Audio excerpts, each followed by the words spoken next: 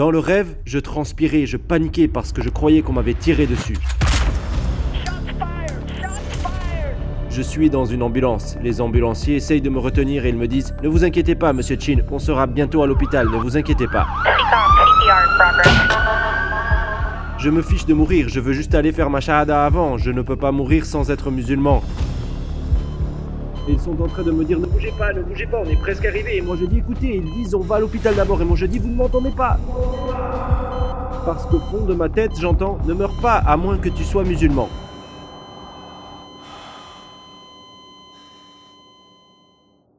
Assalamu alaikum frère Bilal, merci d'avoir accepté notre invitation, on est très heureux de te compter parmi nous. Je voudrais commencer par te demander qui est Ashley Bilal Chin et peux-tu nous parler brièvement de ta vie? Ashley Chin est mon nom de naissance. Je suis né et j'ai grandi à Londres au Royaume-Uni. J'ai été élevé en tant que chrétien. J'ai passé la plus grande partie de mon enfance dans le sud de Londres dans un HLM, puis je me suis converti à l'islam à l'âge de 19 ans. Et c'est là que j'ai choisi le nom de Belal. En grandissant, j'ai toujours aimé la musique et j'ai fini par en faire une carrière. Je me suis retrouvé sur scène dès l'âge de 14 ans, en train de gagner des compétitions. Mais maintenant, je me retrouve sur scène à parler de ma vie et de mes expériences, des choses que j'ai vécues quand j'étais jeune. Je dirais que j'ai transformé toutes mes mésaventures en messages. Du coup, maintenant, je suis sur scène dans le monde entier en train de parler de ma vie et de mes expériences dans l'espoir de pas d'apprendre à quelqu'un quoi que ce soit, mais d'inspirer les gens qui ont eu un parcours similaire au mien. Ouais, et je suis un poète de la parole. Peux-tu nous parler de ta vie d'avant?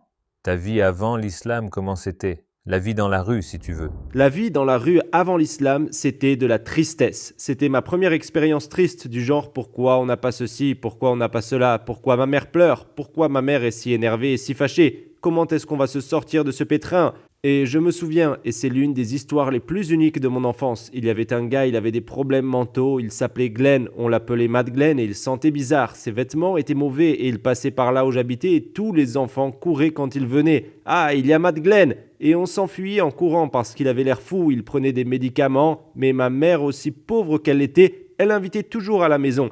Et elle avait l'habitude de l'inviter dans la maison et elle lui offrait à manger. « Oh, tu veux dîner ?» Et elle lui disait, ma mère était très directe. « Glenn, tu sens mauvais, tu as pris un bain aujourd'hui, tu t'es douché ?» Et les gens ne te donnent pas parce qu'ils vivaient dans un hôpital psychiatrique et mes amis avaient l'habitude de m'embrouiller et ils se moquaient de moi et ils me disaient « Oh, pourquoi il y a Mad Glenn chez toi? C'est ton beau-père? C'est le petit ami de ta mère ?» Et je m'énervais, non, ce n'est pas ça, patati patata. Du coup, je m'énervais contre ma mère. Pourquoi t'invites toujours Mad Glenn chez nous? À chaque fois qu'il partait, il disait à ma mère « Oh, tu as de l'argent, est-ce que je peux avoir 2 pounds pour acheter à boire? Est-ce que je peux avoir 1 pound pour ça? Est-ce que je peux avoir 5 pounds? » Et ma mère, aussi pauvre qu'elle était, elle faisait toujours « Ah, Glenn, regarde en dessous du canapé, peut-être qu'il y a de la monnaie. » Et elle lui donnait ce qu'elle pouvait. Quoi qu'il en soit, il y a eu un jour où on n'avait plus de courant chez nous et ma mère était dans la maison. Des mois plus tard, elle pleurait, elle buvait, elle claquait fort les placards et j'avais peur quand elle était comme ça parce qu'elle était ivre et je me souviens qu'elle disait « Il n'y a que Dieu qui peut nous aider. T'as intérêt à prier Dieu parce que je ne sais pas comment tu vas faire pour aller à l'école demain. On n'a pas d'argent pour le dîner. T'as intérêt à prier parce qu'il n'y a que Dieu qui peut nous aider. » Et elle disait « Ça va être pareil jusqu'à notre mort. Je préférerais qu'on meure. » Et je me disais « Maman, pourquoi elle dit qu'elle veut mourir ?» Donc à ce moment-là, j'ai commencé à prier et je me souviens avoir prié pour ma mère. « Aide ma mère, Dieu, genre aide-la pour qu'elle ne soit pas comme ça. Aide-nous à avoir de l'argent. » Et puis quelqu'un a frappé à la porte. Et quand quelqu'un frappait, ma mère avait l'habitude de dire « N'ouvre pas tout de suite la porte parce qu'elle doit de l'argent à des gens. Ça peut être n'importe qui. » Du coup, j'allais à la fenêtre et je regardais et j'avais l'habitude de voir qui c'était d'abord et après je lui disais « Oh, c'est cette personne. » Donc j'ai regardé et j'ai dit « Maman, c'est Glenn, c'est Mad Glenn. » Elle a dit « Ah, pas aujourd'hui. » Elle avait des choses à faire. Du coup, elle ouvre la porte, elle lui dit « Glenn, je n'ai pas le temps aujourd'hui. Je n'ai pas le temps. Je n'ai rien à manger dans la maison. Rien. Je n'ai rien à te donner. » Et il a dit « Non, attends. » Elle allait fermer la porte. Il lui a dit « Attends, je veux te donner quelque chose. » Et elle a dit « Quoi ?» Et il a dit « J'ai de l'argent. J'ai de l'argent. Ils m'ont donné 80 pounds et je sais que tu m'as toujours aidé. Je voulais te donner 20 pounds. » Et sur le coup, ma mère, elle a fait « Ah, Glenn, fais-moi un câlin. » Et elle a serré dans ses bras et il a donné 20 pounds à ma mère. Mais je me souviens m'être dit « Je viens de prier. » J'ai dit « Dieu, aide ma mère. Donne-nous de l'argent. » Et puis quelqu'un a frappé à la porte et j'ai écrit un de mes poèmes qui s'appelle Signe où je disais « On était pauvres, on a prié pour de l'argent et la porte a sonné. On a eu peur, on a prié pour notre sécurité et la voiture s'est arrêtée. » Ça avait tellement de poids, je pense qu'à cette époque, c'était la première fois que j'ai vécu l'expérience de « Waouh, j'ai prié, la porte a sonné et on a eu de l'argent. » C'était une réponse.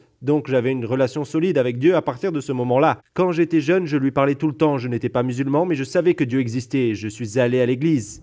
Tu savais quelque chose sur le christianisme ou tu priais directement Dieu? le Dieu unique. Donc, en tant que chrétien, j'allais à l'église chaque semaine à la prière du vendredi et je n'oublierai jamais, on avait l'habitude de diriger la prière à tour de rôle avant de manger. Elle nous donnait à manger et j'avais genre 11 ans, j'aimais bien sortir des règles. Du coup, quand c'était mon tour de diriger la prière une fois, au lieu de faire une prière correcte, comme on est censé le faire, j'ai fait un petit rap ou une petite rime et juste, tu sais, quand tu es petit, tu fais des bêtises, j'ai essayé de faire rire les gens. Du coup, je fais merci Dieu pour les frites, merci Dieu pour les haricots, merci mon Dieu pour les... Et j'essaye de faire rire les gens et puis je me suis fait engueuler. Quand je me suis fait engueuler, j'ai essayé d'être insolent et j'ai dit « Qu'est-ce que j'ai fait de mal ?» J'ai dit merci Dieu pour la nourriture, les frites, les haricots. Elle a dit on est censé dire en vertu de ce qu'on est sur le point de recevoir. Au nom de Jésus que j'ai dit oui, mais j'ai remercié Dieu pour tout. Donc c'est la même chose.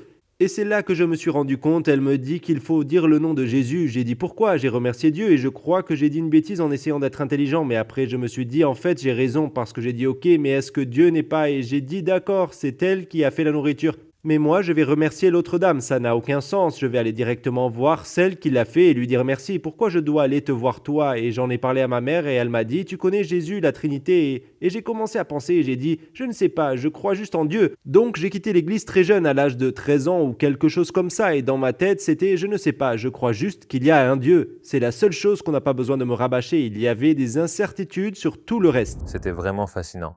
Donc tu ne connaissais pas l'islam à l'époque. Donc comment est-ce que ton voyage vers l'islam a commencé? Il y avait un gars dans cette conversation, ce mec avec qui j'ai eu une conversation, c'est quelqu'un que j'admirais dans la rue quand j'étais dans la cité et qu'on n'avait pas grand-chose. C'est le gars qui conduisait une décapotable et qui avait une grosse chaîne et des dents en or et il venait en moto en roue arrière et nous les enfants on était comme ça, bouche bée, genre ce mec est trop stylé. J'avais même l'habitude de mentir et je disais yo ça c'est mon cousin, c'est mon cousin. Et tout le monde me regardait, arrête de mentir, ce n'est pas mon cousin, mais il était trop stylé. Je voulais qu'il soit mon cousin. Donc j'ai ouvert mon studio de musique avec son petit frère. Du coup on avait un studio dans le grenier de la maison de sa mère. Ça faisait des années que je n'avais pas vu le grand frère qui conduisait les voitures et les motos. Et un jour on est dans le studio, on est plus âgé maintenant, on a 18 ans. On a des motos maintenant, on a réalisé notre rêve. Du coup, il est où ton grand frère? Ça fait des années que je ne l'ai pas vu. Et un jour il a dit, mon frère est en bas. Et il monte à l'étage et il vient, il frappe à la porte, il ouvre la porte et il est là. Il nous regarde et je m'attends à ce qu'il dise Yo, ça va les gars, la moto dehors, elle est à qui, blabla. Mais il dit juste à son petit frère baisse le son s'il te plaît, 5 minutes. Et il part, puis il revient et il fait Yo, baisse le son, 5 minutes s'il te plaît. Et il part. Et il fait ça plusieurs fois dans la journée, mais il ne vient pas vraiment nous parler, il est distant, je ne savais pas ce qu'il faisait, mais maintenant, des années plus tard, je sais pourquoi il nous disait de baisser le son. Son grand frère était devenu musulman, il est en bas en train de prier et il ne voulait pas entendre le douf, douf, douf pendant qu'il faisait sa salat. Et puis un jour, comment j'ai su qu'il était musulman? Il entre dans la salle et il nous parle et maintenant on est des jeunes hommes et il y a une période de transition. Au début de notre vie, c'est l'ignorance, mais on arrive à un moment où on doit décider qu'est-ce qu'on fait. Pourquoi on est ici? Pourquoi on vit? Du coup, il dit, qu'est-ce que vous faites les gars? Quel est votre but dans la vie? Donc j'ai pris cette question très au sérieux et il dit, vous ne croyez pas en Dieu? Je crois en Dieu, donc j'ai dit, oui, je crois en Dieu, bien sûr. Et il dit, vous venez de Dieu. Quand vous mourrez, qu'est-ce que vous croyez qu'il va se passer? J'ai dit, tu ne sauras pas, ce sera tout noir. Il dit, vous venez de Dieu et après votre mort, vous retournerez vers ce Dieu. Et vous devrez vous tenir debout et rendre des comptes pour tout ce que vous avez fait pendant que vous étiez ici. Donc pourquoi vous êtes ici maintenant? Vous êtes jugé, vous êtes testé. Du coup, il dit les anges sont en train de tout écrire. Et pendant qu'il nous disait ça, je n'oublierai jamais ce moment où il a dit les anges écrivent tout ce que vous faites. Ce que vous faites en public, ce que vous faites en privé. Du coup, à quoi va ressembler votre jour du jugement quand vous serez appelé pour rendre compte de ce que vous avez fait? Vous avez fait ceci, vous avez fait cela, vous avez fait ceci, vous avez fait cela. Je me dis, bon sang, mon jour du jugement va être terrible. Je voulais juste le nettoyer un peu. Et c'était le début de mon voyage vers l'islam. Donc comment t'es-tu rapproché de l'islam et l'as-tu enfin accepté? Le gars m'a dit maintenant que tu fais c'est pas vers Allah, Allah va venir vers toi en courant. Je n'ai pas compris ce qu'il voulait dire à l'époque, mais pendant les mois suivants de ma vie, tout ce qu'il disait commençait à faire sens. J'ai dit je crois en Dieu, c'est tout. Le gars m'a dit regarde dans le dictionnaire la définition de musulman. Tu m'as l'air d'un musulman, il suffit de croire en un Dieu. Le dernier message de Mohammed est retourné à l'origine, adorer Dieu seul, et si vous acceptez ça comme votre religion, vous êtes musulman. Donc je me suis dit, c'est de ça que je suis le plus proche. Une religion dont je ne savais rien était maintenant partout autour de moi. Partout où j'allais, je voyais l'islam, l'islam, l'islam. C'est comme si les signes venaient à moi. J'avais l'habitude de garer ma moto à côté d'un magasin où j'allais faire mes courses en moto et je disais au gars qui était toujours là-bas, tu peux surveiller ma moto pour moi, je vais juste au magasin. Mais aujourd'hui, il me dit « Oui, je vais surveiller ta moto, mais rends-moi un service, prends ça. » Et il me donne une brochure. « Qu'est-ce que tu sais de l'islam ?» J'ai répondu « Qu'est-ce que c'est que ça? Tu es musulman ?» Il m'a dit « Oui, je suis tout le temps ici. Je croyais qu'il vendait juste des bâtons qui sentent bon. » Mais il avait tout un stand de dawa. C'était la première fois que j'avais discuté avec lui, du coup je l'ai pris et j'ai dit oui, j'apprends, ça m'intéresse. J'étais en train de conduire ma voiture et il y avait de la musique que j'écoutais souvent et il y avait ces gars qui faisaient du rap, je les écoutais tout le temps, mais j'avais remarqué que l'un d'entre eux parlait différemment. Il disait Inch'Allah, on ira au Jannah. Ne conduis jamais la voiture du diable, assalamu alaikum wa rahmatullah. Et j'ai commencé à me dire, j'ai entendu ça tellement de fois, mais je ne savais pas ce qu'il disait. Mais maintenant que j'ai parlé avec ce musulman, je suis sous. Du coup, là, je conduis et j'écoute, je me dis, ah, il parle comme eux. Et je me suis rendu compte que c'était un musulman. Du coup, à ce moment, en fait, c'était partout. C'était tout autour de moi, cette religion. Et puis, j'ai commencé à faire de plus en plus de recherches et je retournais voir le même gars pour lui parler. Et pour être honnête avec toi, il n'avait pas vraiment besoin de me convaincre parce qu'à partir du moment où j'avais compris que j'ai été créé par Dieu, je l'accepte. J'ai aussi accepté que celui qui m'a créé doit savoir ce qui est le mieux pour moi. C'est très simple. Par exemple, s'il y a une caméra ici, je me dis, j'ai acheté cette caméra, du coup, elle m'appartient.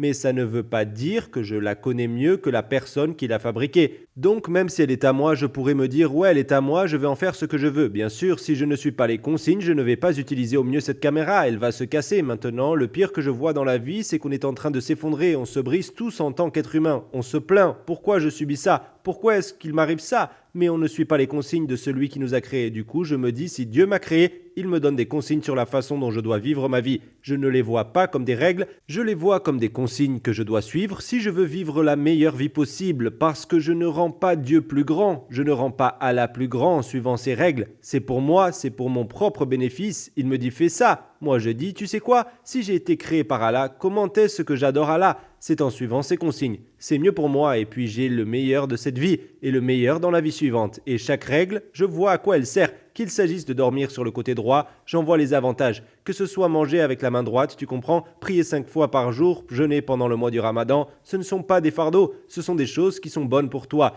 Il y a certaines choses que j'ai trouvées dures, mais je me suis rendu compte, tu sais quoi, si Dieu m'a créé et qu'il dit que ça c'est mieux, notre façon de faire ne marche pas. Ma façon ne marche pas, j'ai gagné de l'argent, j'ai fait des films, j'ai fait ça, il y a un vide à l'intérieur, il manque quelque chose, tous, je regarde les humains, tout le monde porte ce vide. J'ai lu une citation qui dit « Nous sommes un peuple de gens tristes qui affichent des images heureuses ». Et je vois que c'est vrai, tout le monde est triste. Pourquoi? Parce qu'on essaye tous de vivre selon nos règles. Donc ce genre de choses, après avoir lu les livres, m'ont fait dire « Je veux devenir musulman, je veux me soumettre à la volonté d'Allah ». Quelle est la chose qui a fait que tu as finalement décidé de faire la shahada et comment s'est passée ta shahada? Assalamu alaikum frères et sœurs. On a vu que 80% de notre public, y compris cette vidéo, n'est pas abonné à notre chaîne. Comme vous le savez, nous sommes une organisation à but non lucratif et les publicités sont désactivées sur nos vidéos. Vers l'éternité n'est pas seulement une chaîne YouTube, mais aussi une madrasa. Ici, on essaye de s'éduquer et éduquer les jeunes sur l'islam. Donc la seule raison pour laquelle on vous demande ça, c'est pour propager la vérité. Ça peut vous sembler un petit acte, mais Inch'Allah, il nous aidera à atteindre des millions de personnes. Maintenant, cliquons sur les boutons j'aime et s'abonner et marchons ensemble vers l'éternité.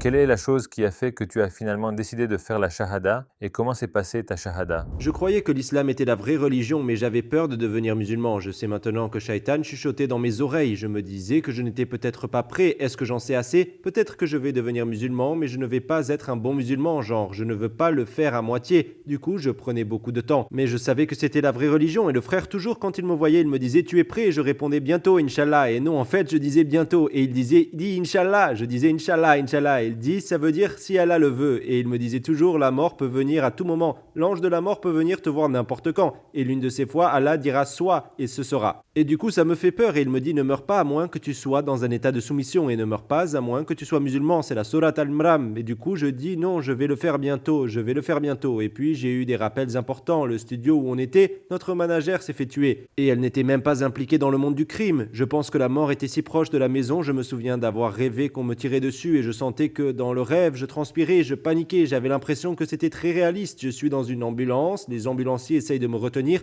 et ils me disent « Ne vous inquiétez pas, monsieur Chin, on arrive bientôt à l'hôpital, ne vous inquiétez pas, restez avec nous. » Mais je me souviens avoir dit dans le rêve « Je me fiche de mourir, je veux juste aller et faire ma shahada avant. » je ne peux pas mourir sans être musulman. Et ils me disent, ne bougez pas, on est presque arrivé. Je dis, écoutez, vous m'entendez? Je dois devenir musulman avant. Est-ce qu'on peut y aller avant d'aller à l'hôpital? Et ils disent, on va à l'hôpital d'abord. Et moi je dis, vous ne m'entendez pas, il faut que je devienne musulman. Parce qu'au fond de ma tête, j'entends, ne meurs pas à moins que tu sois musulman. Je me dis, non, je vais mourir, mais je ne l'ai pas encore fait, Je dis, attendu trop longtemps, je vais mourir. Du coup, je me suis réveillé. Et quand je me suis réveillé, tu sais, il y a ce moment où tu te dis, ce n'est qu'un rêve. Ah, c'était si réaliste et je transpire et je suis tellement soulagé. Je ne me suis jamais fait tirer dessus. C'était un rêve. Et puis, j'ai pris une douche et j'ai continué ma journée. Je conduisais ma voiture, mais je me souviens que je suis allé dans mon studio et j'ai parlé au grand frère. J'ai dit, j'ai fait un rêve où on m'a tiré dessus. Je lui ai raconté et il m'a dit, quand tu étais dans ce rêve, tu étais en train de paniquer, tu transpirais, tu pensais que tout se jouait sur ce moment. J'ai dit, ouais,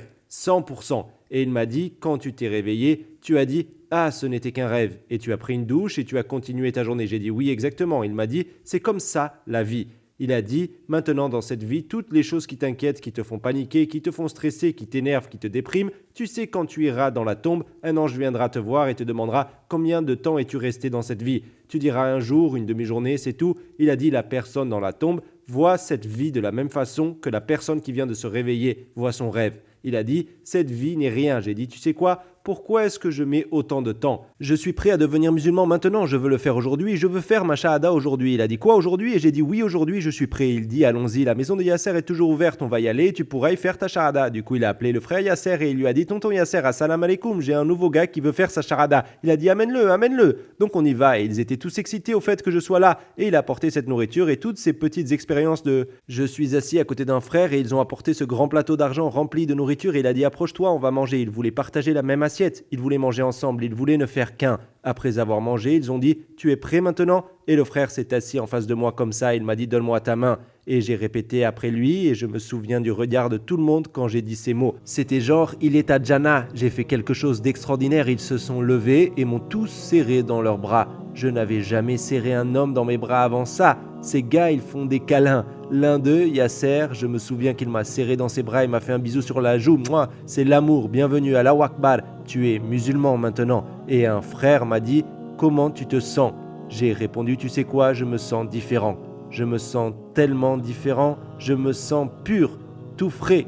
Il m'a dit, rentre chez toi, prends une douche. Et ils m'ont dit, voilà ce que tu dois faire. Tu dois commencer à prier 5 fois par jour. Tu sais comment prier? Et tout le monde venait vers moi. Et j'étais tellement submergé. Et donc j'apprenais. Puis il y a un frère qui l'écrivait pour moi. Du coup, je l'avais sur un bout de papier. Et j'avais gardé cette feuille avec moi pendant une semaine. Je la prenais avec moi dans la salle de bain. Je la mettais sur le côté. Je la regardais. Les mains, tout ça. Et il y avait de l'eau dessus. L'encre coulait. Et je me souviens avoir écrit comment prier. Et je dessinais des petits bonhommes dessus que je mettais à côté. Et je le lisais. Et je faisais lève les mains en l'air. Allahu Akbar, mets les bras sur la poitrine, dis Alhamdoulilah, et je le lisais. Et puis après environ 5 jours, je me suis rendu compte que je n'avais plus besoin du papier et je connaissais parce que je le faisais. Ils ont dit tu dois prier 5 fois par jour et peut-être que parfois on est trop indulgent, mais parce qu'ils ont dit tu dois le faire, ce n'était pas optionnel. Et je sais que parfois aujourd'hui je parle à des gens et ils me disent ah je ne prie pas, je rate mes prières et je dis oh tu en parles comme si c'était une option, on ne peut pas faire ça avec la prière. Et aucun d'entre nous n'est parfait, personne n'est parfait. Mais il y a une chose que je dis, c'est que tu vois la prière, c'est ce qui va nous sauver. C'est celle où on demande à Allah de nous guider vers le bon chemin. Il ne faut pas croire que c'est optionnel. Quelle a été la réaction de ta famille? Puisque tu es si reconnaissante envers Allah de t'avoir guidé, est-ce que tu as essayé de leur prêcher l'islam? Je pense que naturellement, quand on trouve la religion, c'est comme si on avait gagné au loto. Donc j'étais heureux. La première chose que j'ai faite, c'est que je suis allé à un magasin musulman, j'ai acheté un foulard, j'ai attaché mes cheveux, j'ai acheté un camis. 6 mois après ma shahada, je me baladais comme si je venais d'être diplômé de l'université de Médine. Je rentrais chez moi, ma mère me regardait et elle disait « Il s'habille comme s'il venait d'Afghanistan ». Et je parle à ma mère « Au fait, tu savais qu'il y avait une personne et que ceci est arrivé et que cette boisson que tu bois va te conduire au feu et blablabla ». Et ma mère dit « Qu'est-ce que c'est que ça ?» Et je parle même avec un accent parce que j'avais écouté tellement de discours que j'ai pris cet accent arabe. Et ma mère regarde « Pourquoi tu parles comme ça ?» Comme si tu venais de l'étranger. Je pense que parfois on perd son identité et qu'on se lance genre « Ouah !» Ça ne marchait pas. Je pense que ma mère était probablement un peu effrayée et elle se disait « Qu'est-ce qu'il fait ?» Et je pense que lorsqu'on ne sait pas beaucoup, on aime trop parler. Je ne sais rien, je suis nouveau. J'ai juste pris quelques cours et je fais comme si je savais tout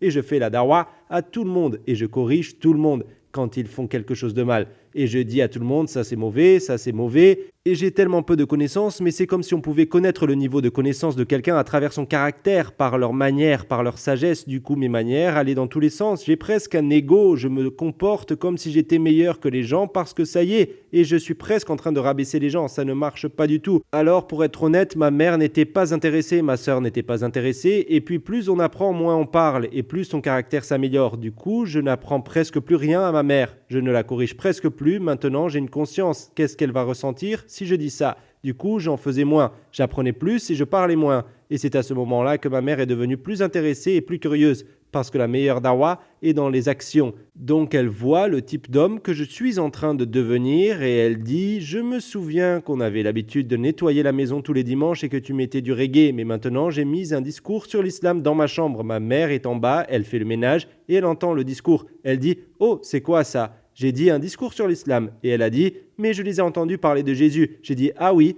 Elle a dit « Il parle de Jésus dans l'islam ?» J'ai dit « Oui. » Genre il y a toutes ces histoires de la Bible et du Coran aussi, tu vois. Elle a dit « Laisse-moi écouter celui-là alors. Amène-le en bas quand tu auras fini. » J'ai dit « Ok. » Du coup, je l'ai donné à ma mère et j'avais l'habitude de la voir écouter cette cassette, la seule cassette que je lui ai donnée. Chaque fois que je rentre à la maison, ma mère a mis le discours. Tu as raison. Et puis parfois, elle fait la cuisine, elle met le discours. Je dis, tu as encore remis le discours? Oui, j'aime bien. C'est vraiment intéressant ce qu'il dit. J'ai dit, ah ok, j'en ai une autre si tu veux. Et je pensais à la cassette que je voulais qu'elle regarde. J'ai dit, tu peux regarder celle-ci. Et je suis allé la chercher. C'est Ahmed Didat. Il débat avec un chrétien. Est-ce que la Bible est la vraie parole de Dieu? Mais la façon dont le débat s'est déroulé, je me souviens avoir laissé ma mère le regarder et elle le regardait, et elle est là. Ouais, elle sortait sa Bible et elle écoutait et elle disait « Attends, non. Oui, il a raison. » Et elle s'énerve devant la télé. Non, il n'a pas dit « Oui, oui. » Je me souviens, je voyais ma mère pleurer, elle parlait à Dieu en pleurant. Ma mère endurait beaucoup de choses, beaucoup de douleurs, des choses qu'elle a traversées dans sa vie. Elle a été abandonnée quand elle était petite, pas de famille. Elle dit « Il a raison » et je la voyais, elle était d'accord avec le musulman, il a raison. Je suis monté dans ma chambre, j'ai prié, j'ai fait 2 rakas, j'ai fait des doigts à Allah. Allah guide-la, je la vois, elle y est presque, s'il te plaît Allah guide-la. Et tu sais quoi? Je vais être honnête, je me souviens, je suis allé au bureau et c'est mon professeur qui lui a fait faire la shahada. Ce professeur me donnait des cours particuliers et je crois honnêtement, tu sais, quand Allah dit « Souviens-toi de moi et je me souviendrai de toi ». Vraiment, vraiment, si je me concentre sur ma relation avec Allah, Allah va s'occuper de toutes tes affaires. Maintenant, au fur et à mesure, on fait ses cours encore et encore. Il me disait « Tu apprends bien dans cette salle, mais j'ai l'impression que tu es distrait quand tu en ressors. Pourquoi tu ne vas pas en Égypte? C'est de là que je viens et je peux te trouver un professeur là-bas et il n'y aura pas de distraction. » Du coup, c'est comme ça que j'ai fini par aller étudier en Égypte. Du coup, je me suis dit, parce que j'étais sur ce chemin, je suis là-bas pour étudier, pour apprendre et je fais ce grand pas et dire, tu sais quoi, je vais tout abandonner et aller en Égypte pour étudier. J'ai l'impression que c'était une récompense parce que je ne parlais même pas à ma mère.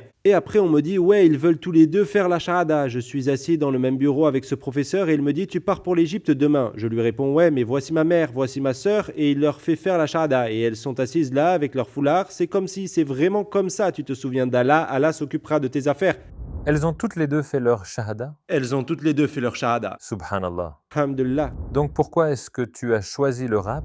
Le rap et la poésie n'étaient pas prévus. Quand je vivais en Égypte, c'était la première fois que je voyageais. Je me sentais si loin de tout ce que je connaissais et de tous ceux avec quoi j'étais à l'aise. Et je me souviens que j'allais sur le balcon de cet appartement modeste et j'ai pensé « Waouh, je suis en Afrique. Comment j'ai atterri ici ?» Et j'apprends l'arabe et je me suis senti genre assez ému. Je suis si loin de ma mère. Je n'ai pas de téléphone portable. Je suis seul, mais je me sens en paix. Et quand on se sent comme ça parfois, on a l'impression que tout ce qu'on a, c'est Allah. Et je me souviens, comme je l'ai dit, quand on était dans la rue et qu'on faisait des trucs, l'écriture était notre thérapie. C'est comme ça qu'on laissait sortir ce qu'on ressentait. Donc quand j'étais là-bas, je ne l'écrivais pas pour le chanter, je le lisais juste. De l'autre côté du monde, je me suis perdu, tout pour cette religion qu'Allah a dévoilée. Regardez Belal dans son studio isolé, Coran entre mes genoux, reposé sur mon étagère. Les livres se sont posés. En lisant les souvenirs, me caressent doucement. Tout est différent. Il y a eu un grand changement. Et Belal, ce monde a muté. Et toutes les choses que j'aimais avant, je ne peux même plus les aimer. Donc j'ai commencé à faire ça, je le fais juste dans l'appartement, pendant mon temps libre, et c'est comme si j'examinais mes sentiments et mon voyage. Bref, quand je suis revenu à Londres, on est allé au masjid de Lewisham pour l'Aïd, et l'imam là-bas, il me dit « Tu es allé en Égypte, comment c'était ?» Tu devrais raconter ton histoire à la mosquée. J'ai dit « Pas question », j'ai dit « Non, non, non, non ». Il dit « Viens, viens, viens, viens ». Je vais t'emmener devant tout le monde et je me disais jamais non. Tous ces anciens, ces oncles, qu'est-ce qu'ils vont penser quand je vais aller devant eux et que je vais parler? Il me prend le bras. Assalamu alaikum tout le monde. Vous connaissez le frère Bellal? Il va vous raconter une histoire et réciter un joli poème, tout ça. Du coup, j'avais pas le choix et je me suis dit, ah, de l'autre côté du monde, je me suis perdu. Et j'ai raconté mon histoire, je m'en suis souvenu, j'ai fait des rimes et j'ai continué. Et je me souviens à quel point tout le monde était impliqué. Et honnêtement, c'était comme ça que ça s'est passé. Je n'ai jamais vraiment eu de plan. Oh, je veux être un chanteur de Nachid ou un poète, c'était plus personnel et si quelqu'un me demandait de le faire, je le faisais et je suis toujours le même aujourd'hui. C'est pourquoi je dis toujours à Allah, si c'est bon pour moi, laisse-le arriver. Si c'est mauvais pour moi, empêche le téléphone de sonner. Et c'est tout. Est-ce que tu peux nous partager tes phrases, tes rimes préférées? Et est-ce que tu peux nous expliquer leur signification? En fait, j'étais en Malaisie pour chanter et j'y étais déjà allé plusieurs fois pour chanter. Du coup, j'ai chanté un discours qui s'appelle Mon frère et ça faisait Mon frère, est-ce que tu veux pour moi ce que tu veux pour toi? Mon frère, est-ce que tu pries pour qu'Allah me donne vigueur et foi? Frère, est-ce que tu parles derrière mon dos comme si j'étais une star? Mon frère, est-ce que tu m'aimes, fils Sibylla? Mon frère, est-ce que tu veux? Parce que je me disais, seuls les vrais croyants finiront au paradis et tu n'es pas un vrai croyant à moins que tu aimes pour ton frère ce que tu aimes pour toi-même. Ouais, on est des vrais Bellal. Et je me disais, mais ce que je vois entre frères, c'est est-ce qu'on s'aime vraiment? Est-ce qu'on veut vraiment pour l'autre ce que l'on veut pour nous-mêmes? Ou est-ce qu'on aime, ouais, se pointer du doigt, se rabaisser les uns les autres? Est-ce que cet amour est véridique? Est-ce qu'on est des vrais croyants qui veulent le paradis? Ou est-ce qu'on est dans notre bulle, dans le monde? Tu comprends? Du coup, je l'ai écrit, mon frère, est ce que tu veux pour moi, ce que tu veux pour toi-même. Et ça s'est bien passé. Et puis, j'ai entendu quelqu'un crier, et les sœurs? Du coup, j'ai dit, j'étais coincé. Je me suis dit, les sœurs, qu'est-ce que je peux dire? Et je me suis souvenu d'un post, d'une dispute que j'ai vue sur Facebook. Et il y avait une sœur qui, genre, on ne pouvait pas voir sa photo. Et elle a dit un truc du genre, ouais, mais vous, les frères, vous vous intéressez seulement aux filles qui montrent tout. Et je m'étais dit, non, ce n'est pas vrai, c'est pas ça. Du coup, j'ai dit, ma sœur, je ne vois même pas ton visage, ma sœur, je n'entends même pas ta voix, ma sœur, je ne sens même pas ton odeur. Tu dois être celle que m'a envoyée le Seigneur. Ma sœur pieuse, je ne vois même pas. Du coup, j'ai enchaîné et c'était pour les rassurer et les valoriser. C'était pour dire, regardez, ne vous sentez jamais juste parce que vous êtes « Oh, il préfère ça, vous êtes pieuse ». Genre, soyez à l'aise avec la façon dont vous vous comportez. Ne vous dites jamais « Oh, il faut que j'en fasse plus pour m'intégrer dans ça », tu vois? Enfin, si tu avais la chance de t'adresser à tous les non-musulmans du monde, qu'est-ce que tu voudrais leur dire?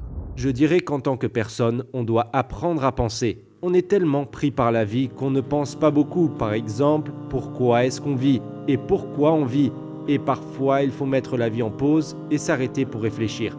Ne vous laissez pas seulement influencer par votre héritage. Genre, parce que je suis né en Angleterre, l'église d'Angleterre, je vais être chrétien. Et ça veut dire que si j'étais né en Israël, j'aurais été juif. Dans ce cas-là, ce n'est plus question de vérité. Il est juste question de quel est mon héritage. Je pense que la religion ne doit pas être un héritage. On devrait chercher la vérité et on devrait faire des recherches.